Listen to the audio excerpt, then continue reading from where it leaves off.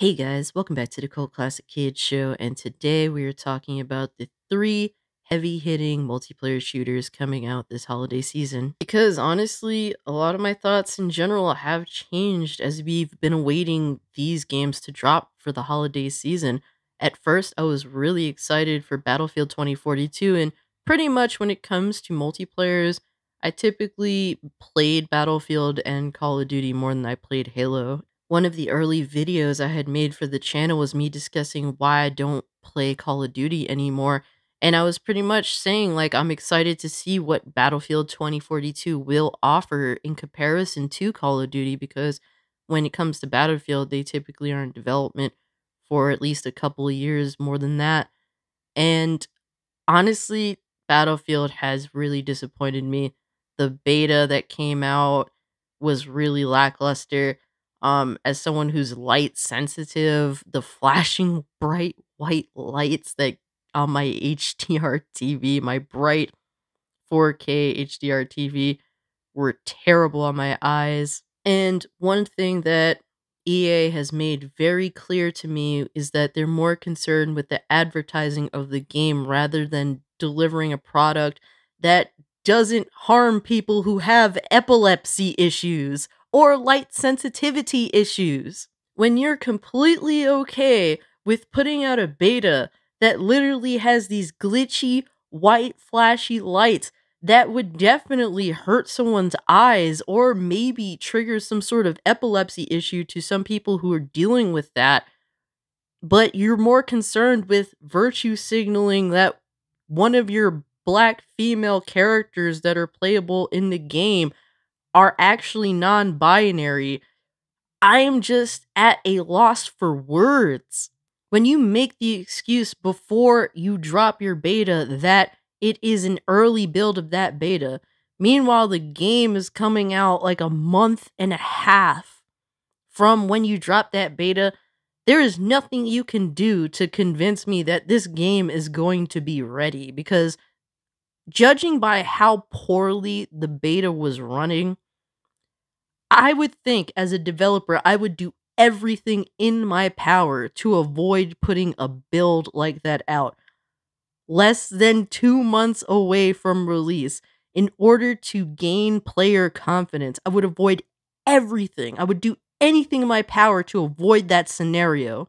The operators themselves in the game are extremely unappealing to me. Honestly, just putting randoms in the game for me to play as is just the best way to go about that situation. Battlefield has no idea what to do with operators. They have no idea to make visually appealing characters. Either that or they're saving them for extreme monetization purposes. Basically, being on Call of Duty's ass. And people who play Battlefield typically play Battlefield because they think it is a better alternative to Call of Duty. So when you're just slow following Call of Duty, it's just an annoyance to us Battlefield players. But guys, let's get into Call of Duty because I don't really have much to say about Call of Duty Vanguard. I didn't even play the beta. Honestly, I just don't care. Call of Duty looks more boring than ever before. I was watching one of my favorite YouTubers, being Solid Rev, play Call of Duty Vanguard beta, and when you're shooting the guns, you can't even see what you're shooting at because of the flashing fucking light from the shots being fired. Like, I don't understand. What are you doing? Call of Duty just looks absolutely like a snore to me. At this point, just make Call of Duty a free to play game. That's all it deserves. Because it's like you're just recycling the same shit, putting a different skin on it. Maybe adding a few things here and there. But really, it's just the same old, and I don't need it. I put so many hours into Call of Duty Cold War just for them to tell me to go fuck myself. You're too good at the game, so we're gonna team you up with people who play like bots, people who average going 8 and 20 every game. Deal with that. Outdo these losers on your team. That's what Call of Duty told me for playing its game. It punishes you for being good at the game.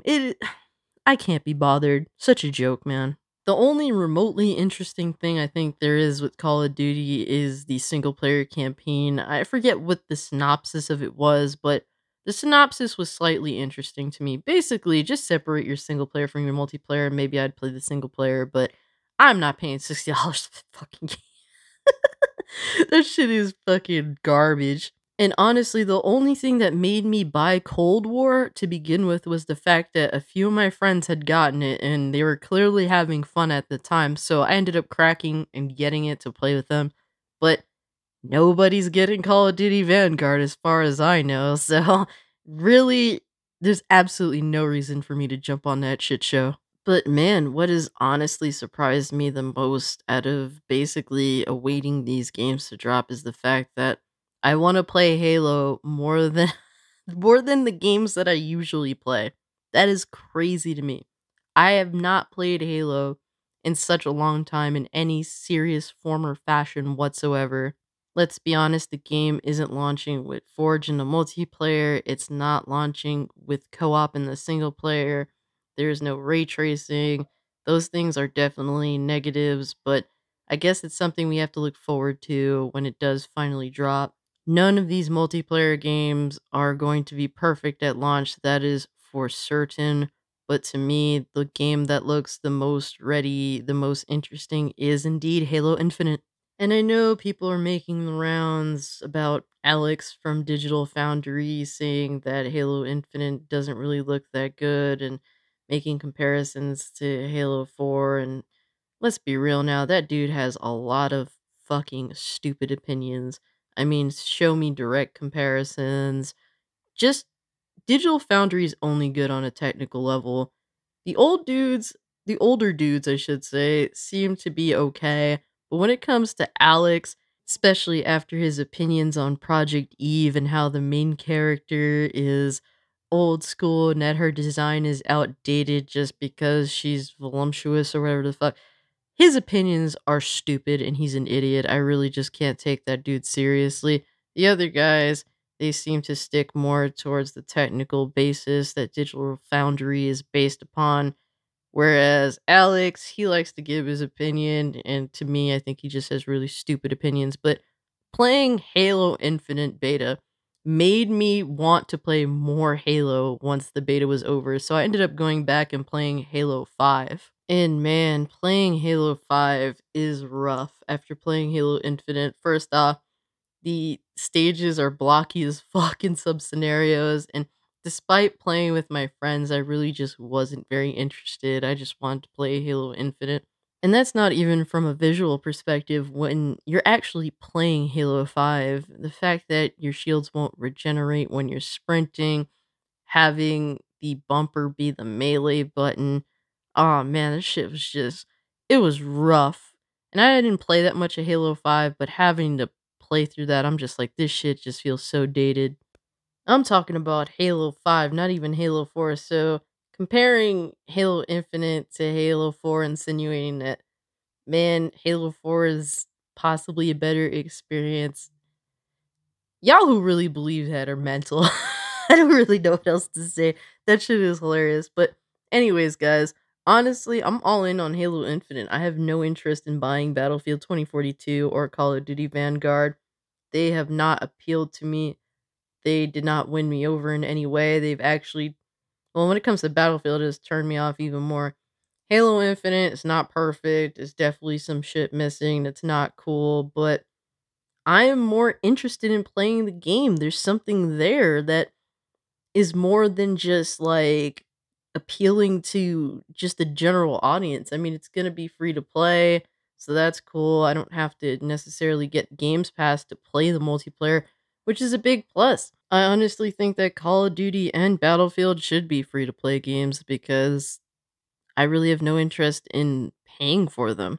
I know that they're probably going to sell microtransactions up the ass, and with that, that's how they should concentrate on making their money and just make the games free to play. Especially since, to me, Battlefield is sold out to appeal the most to casuals at this point. I don't see how they appeal to a more hardcore audience. It really just doesn't feel that way anymore. Halo, I feel, at least at this point, has a good enough balance of appealing to both. So that's pretty good. I'm not a super hardcore player by any means, but I always kind of get turned off by the games that try to appeal to a generalized audience and really don't have anything that makes it unique. Like, I enjoyed playing Killzone because it was particularly niche, not for everybody. I think that's what was more appealing about it to me.